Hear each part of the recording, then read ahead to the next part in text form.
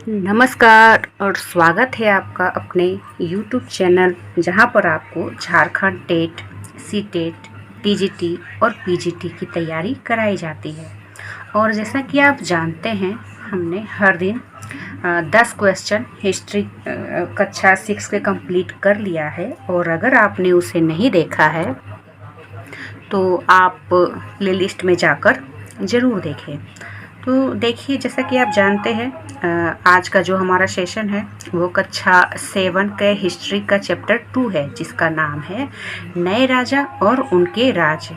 हमने चैप्टर 1 को कंप्लीट करा दिया है और आप उसे ज़रूर देखें।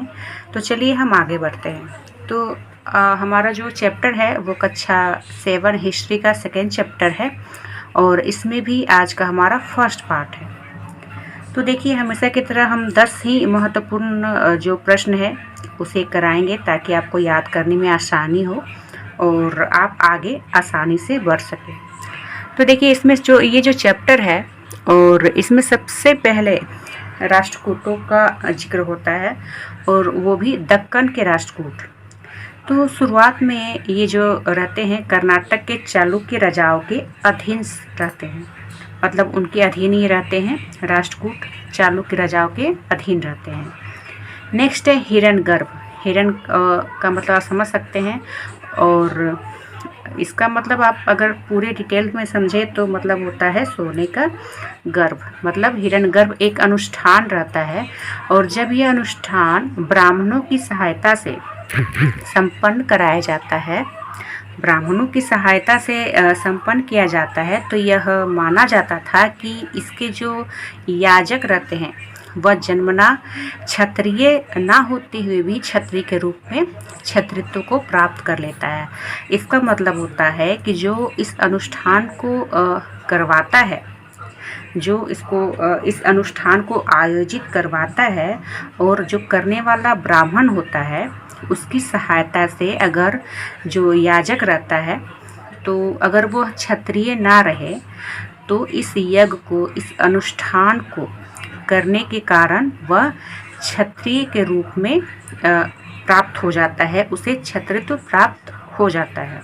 तो इस तरह से ये जो हिरण्यगर्भ अनुष्ठान है ये काफ़ी महत्वपूर्ण होता है। नेक्स्ट है एलोरा की गुफा, और वो भी 15।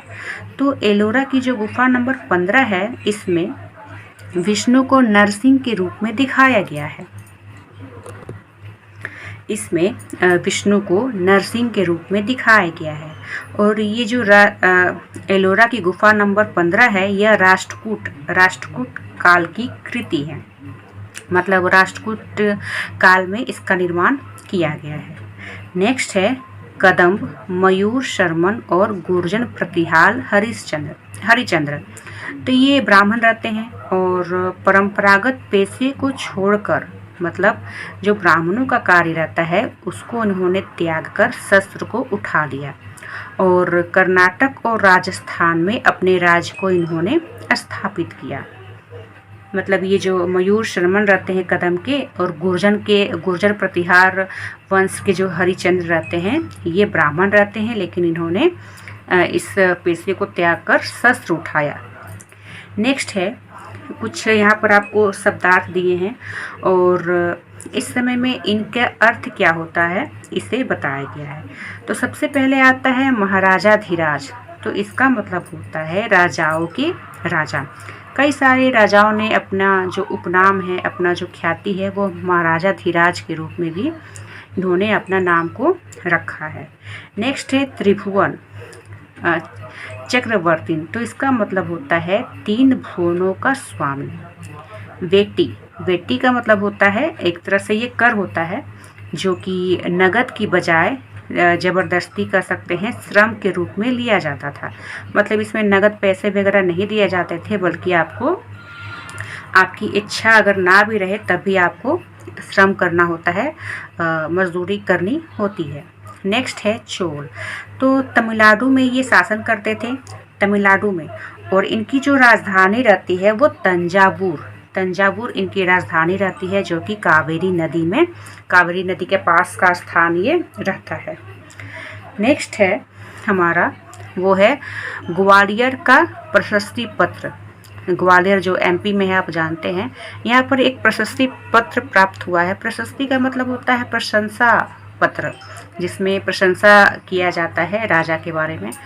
तो यह जो है ग्वालियर का जो प्रशस्ति पत्र है, आप जान लें कि यह तो सबसे पहले संस्कृत में है और यह जो है प्रतिहार नरेश नागभट्ट की प्रशंसा है, मतलब इसमें नागभट्ट की प्रशंसा की गई है।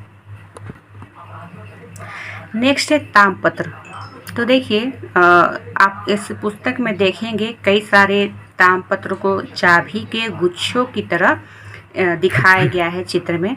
तो ताम्रपत्र क्या होता है कि राजा लोग प्रायः ब्राह्मणों को भूमि कह सकते हैं कि अनुदान के रूप में, पुरस्कार के रूप में दिया करते थे और ये ताम्रपत्र अभिलिखित होते थे जो भूमि पाने वाले को दिए जाते थे।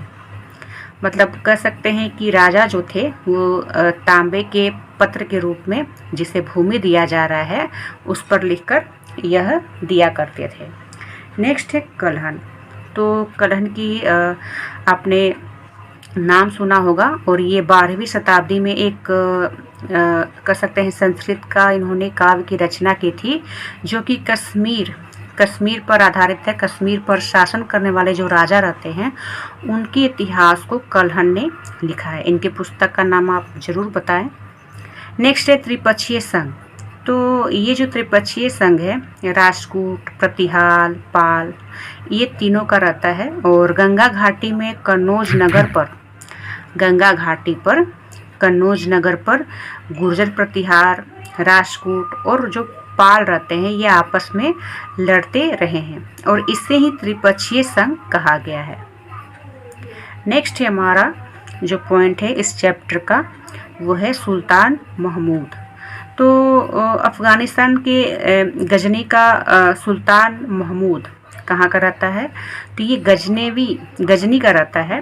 अफ़गानिस्तान के गजनी का यह सुल्तान महमूद जो है वो 997 से 1030 तक इसने शासन किया और इसने विस्तार कहाँ कहाँ तक किया था? तो मध्य एशिया के भाग, ईरान और उपमहाद्वीप के उत्तर पश्चिमी भाग में इसने अपने क्षेत्र का विस्तार किया था।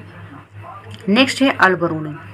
तो इसकी एक पुस्तक है किताब उल हिंद, ठीक है, और यह इसी के शासनकाल में महमूद के ही शासनकाल में यह आता है और इससे ये जो किताब है इसकी, इसे गजनी ने ही लिखने के लिए कहा था। नेक्स्ट है हमारा चौहान वंश। तो देखिए दिल्ली और अजमेर के आसपास के क्षेत्र पर इनका शासन रहता है, चौहान वंश का शासन रहता है और इन्हें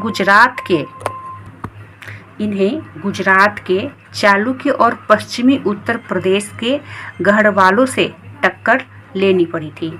और आप जानते हैं आगे पृथ्वीराज तृतीय ने कह सकते हैं मोहम्मद गौरी के साथ युद्ध किया था और 1192 में मोहम्मद गौरी के हाथों पृथ्वीराज तृतीय हार जाता है। तो इस तरह से जो हमारा अध्याय 2 है कक्षा 7 का हिस्ट्री का चैप्टर नंबर 2 नए राजा और उनके राज, आज के लिए इतना है क्योंकि चैप्टर काफ़ी लंबा है और उसमें काफ़ी कुछ जानकारी दी गई है। तो नेक्स्ट वीडियो में हम इसी के आगे के पार्ट को पढ़ेंगे। तब तक के लिए आप देखते रहे आपका अपना YouTube चैनल, साथ ही लाइक, शेयर और सब्सक्राइब करना बिल्कुल भी ना भूलें। धन्यवाद।